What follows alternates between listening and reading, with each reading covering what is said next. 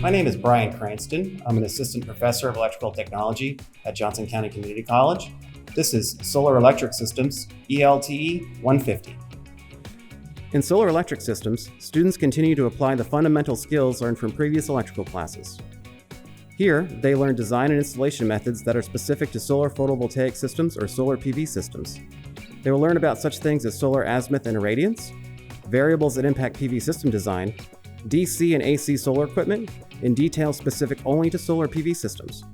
Students gain hands-on experience installing various types of PV modules and inverters. They will also become familiar with wires, connectors, and tools specific to the solar industry, such as proper installation of MC4 connectors. Students are also exposed to a variety of battery storage technologies, including lead-acid, AGM, and lithium-ion battery types. Class activities are reinforced with best safety practices in adherence to the National Electric Code, the North American Board of Certified Energy Practitioners, or NABCEP, OSHA, and Solar Energy International.